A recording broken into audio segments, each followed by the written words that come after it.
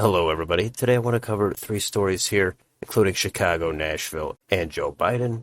I'm going to spend only a little bit of time on each of these. First up in Chicago, I've already done two videos on this, but it was requested I take another look at it, so let's just briefly see where things are at. The runoff is April 4th, and the race is heating up. It's between Paul Vallas and Brandon Johnson. Very simply, Vallas is going to be the moderate candidate. Johnson is going to be the progressive candidate. There's a lot of racial dynamics discussed with this race. Which race is going to vote for which candidate by what percent? I'm about 90% uninterested in talking about those dynamics. I understand it's a factor. I'm just not into making a big deal about it. So what's been going on with this race? Well, crime is still a big issue in the city. There's all kinds of smear attacks going on. That Vallas is a secret conservative. Johnson wants to defund the police. Both of them are supposed to be extreme. A lot of attacks that you'd expect. But for endorsements, we have Dick Durbin, U.S. Senator from Illinois. He came out and endorsed Paul Vallas. And we've got some new polls out. The most recent one here from Emerson. They are a reputable polling firm. They have Paul Vallas with a slight lead, 46.3 to 40.6. 13% are undecided. We could look a little bit more into this poll.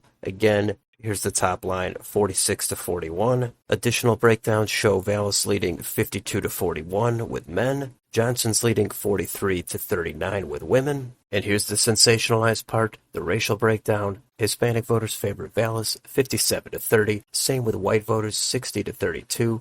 Black voters favor Johnson, 55 to 25. Asian voters are split, 48 for Johnson, 45 for Vallas. And other or multiple races favor Vallas, 47 to 29. And as I said, crime is the big issue. And down here, there's a question that asks, do you feel there is more or less crime in Chicago today than there was a year ago? Or has the amount of crime stayed the same? 61% say yes, more crime. Only 8.4% say no, there's less crime. And 30.6% say the same amount of crime. The next question asks, who do you trust more to handle crime? 53.6% say Vallas, 37.7% say Johnson, 8.7% trust both equally. And one last tangent for this poll, if we go all the way down here, this asks about Biden's approval rating just for Chicago, and it's 56.6% approve, 30.1% disapprove, 12.5% are unsure. So I long thought it would be close, but Vallas will have a slight edge. There's enough undecideds that it could go either way, so it's hard to be confident. But if I had to pick right now, I would say Vallas is going to pull it out. Next, let's move on to this shooting in Nashville. Here's the Wikipedia article, 2023 Covenant School Shooting. And I was asked to discuss this, but I don't often go into general news topics on this channel. Most people are more into predictions, the hypothetical battles, the coin flips, or specifically political related news. Once in a while I cover a cultural story, but it seems like the reception on those is lower than the other content. So about the shooting, I don't have particularly much I'd like to mention about it. There's frequently mass shootings, and there's nothing I could add that hasn't been said already. They're tragic, and as far as the political ramifications, you hear the same arguments about guns every time. We always hear we have to limit the sale of certain types of guns. And then we hear, yeah, but what about all the gang violence? Then we hear, yeah, but a lot of those guns were obtained in places with easy access. And then we hear, yeah, but the vast majority of gun owners are completely law-abiding.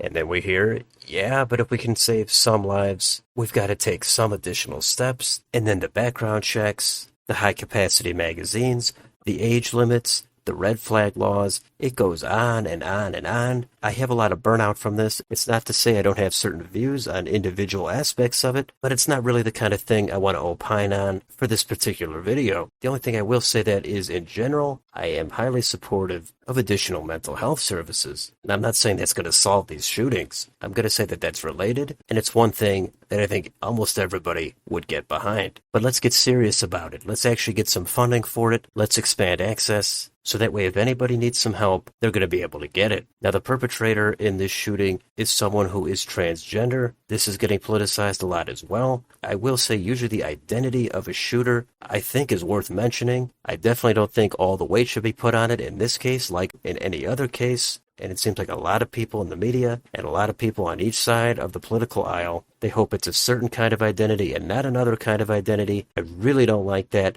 I think mentioned it a little bit, but I don't think that should be the dominating highlight. But maybe you have different thoughts on this? Of course, let me know in the comments. And the last thing we're going to do is move over to Gallup and take a look at this update on Biden's approval. It's at 40%, 56% disapprove, 4% have no opinion. Now, the four key issues, the environment, energy policy, foreign affairs, and the economy, he's underwater on all of them. He does best on the environment, but even that's only at 43 approved to 55. The economy is way down at 32% approved, 67 disapprove. And if we go down here a little bit farther to look at the approval rating by political party, Democrats, they've ticked up a little bit here to 87%, Independents have ticked down to 35, and Republicans, they're way down, all the way at 3%. And those specific categories by political party, again with Democrats, he's over 70% on all of them. Tops out at 80% on the environment. With independents, he also does the best with environment at 41%. Economy way down at 26%. Republicans also give him a 9% approval on the environment.